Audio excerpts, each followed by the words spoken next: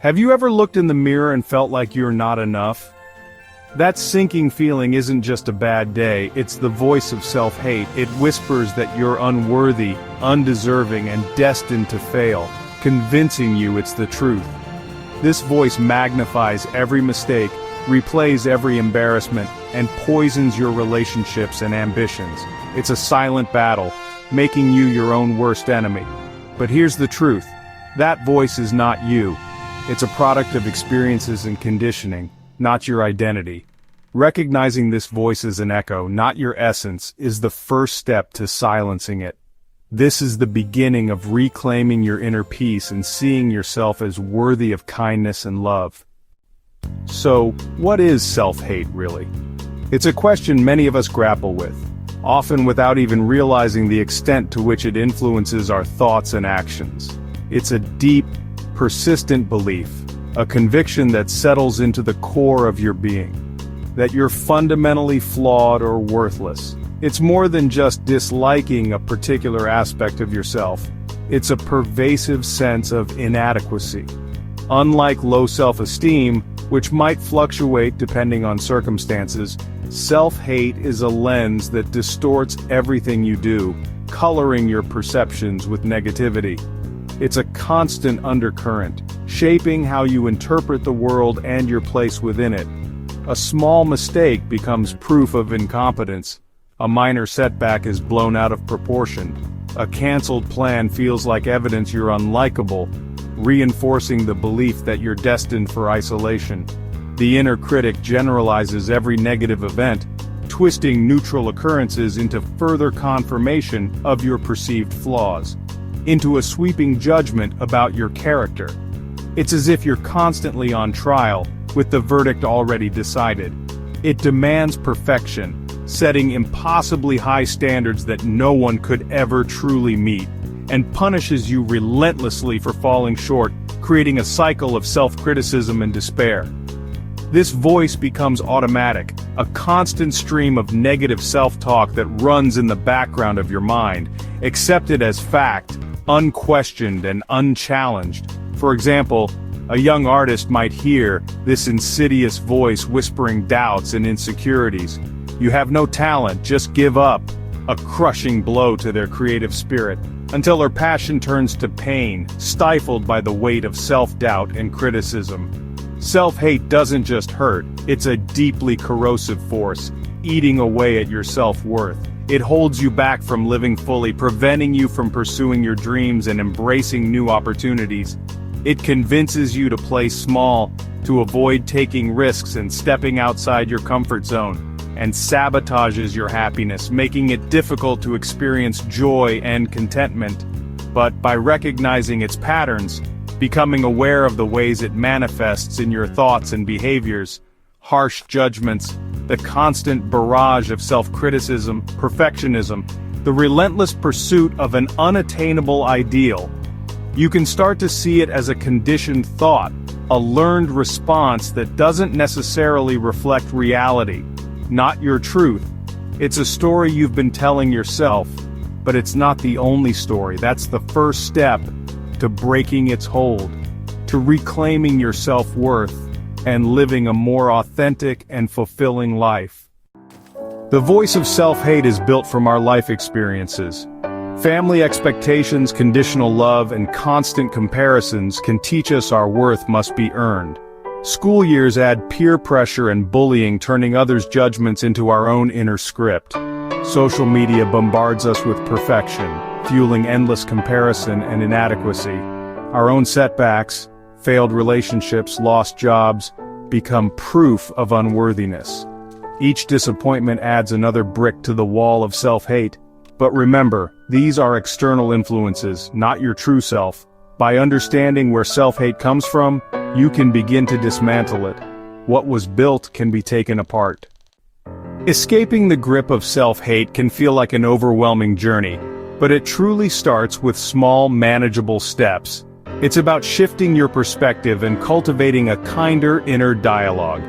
Think of it as planting a tiny seed of self-compassion and nurturing it with consistent effort. First, and perhaps most importantly, become acutely aware of your inner critic. This is the voice inside your head that constantly judges, belittles, and undermines your self-worth. Notice its voice without judgment. Just observe its patterns and triggers. Don't try to silence it immediately. Simply acknowledge its presence. Become a detached observer of your own thoughts. When a negative thought arises, label it. Give it a name like, "There's my inner critic," or "That's just my self-doubt talking." This simple act of labeling creates distance between you and the thought. Separate yourself from the thought. Remember, you are not your inner critic. Your thoughts are not facts. They are simply mental events that pass through your mind. You have the power to choose which thoughts you engage with. Next, question its claims. Challenge the validity of the negative statements. Ask yourself, is this really true? Is there any evidence to support this thought? Or is it just a distorted perception? Challenge its harsh logic. Often, the inner critic uses extreme language and unrealistic expectations. Identify these distortions and replace them with more balanced and compassionate perspectives. Reframe negative thoughts. For example, instead of saying, "I failed this exam, I'm a failure," reframe it to, "I failed this exam, but it doesn't define my worth as a person, it's just one setback." Create a positivity file, a collection of positive affirmations, compliments, and achievements. Make it a daily practice to write down at least one thing you did well, or a compliment you received each day, no matter how small it may seem.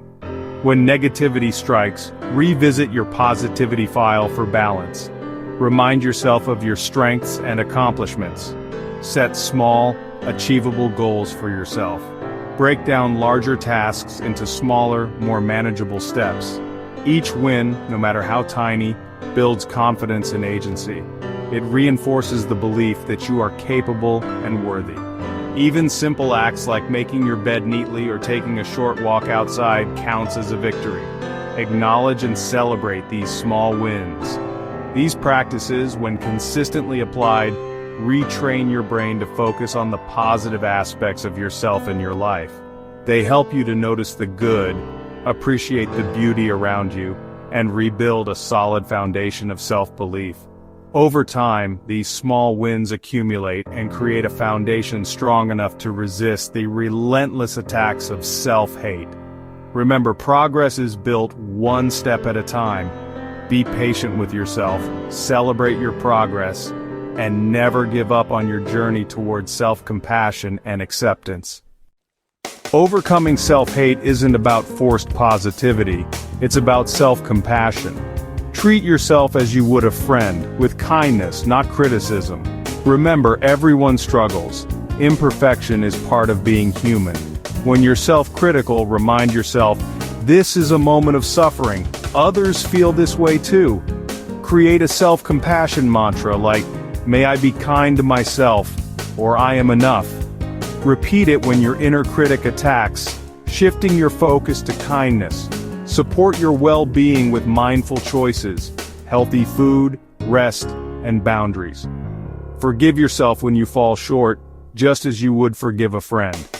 Self-compassion is an active practice, a commitment to being your own ally. This is how you build a foundation that lasts. The journey from self-hate to self-acceptance isn't linear. It's a winding road filled with unexpected turns and occasional detours. Don't be discouraged by the curves in the path.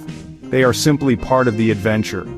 There will be setbacks, moments when you feel like you're sliding backward, but that's part of healing, part of the process of growth and self-discovery. These moments don't define you, they refine you. The goal isn't to erase every negative thought, to achieve some impossible state of perpetual positivity, but to change your relationship with them, to observe them without judgment, to understand their origins, and to choose how you respond. Each act of compassion, each moment of self-kindness, rewires your mind, creating new neural pathways and strengthens your sense of worth. It's like building a muscle. The more you practice, the stronger it becomes. You are not a finished product to be judged, a static entity defined by your flaws and imperfections, but an unfolding masterpiece, a work in progress, constantly evolving and becoming more beautiful with each passing day. Your worth is inherent, unchangeable, unearned, and always present. It's not something you have to strive for or prove, it simply is. Your only job is to recognize and remember it, to peel back the layers of self-doubt and criticism and reveal the radiant being that you already are.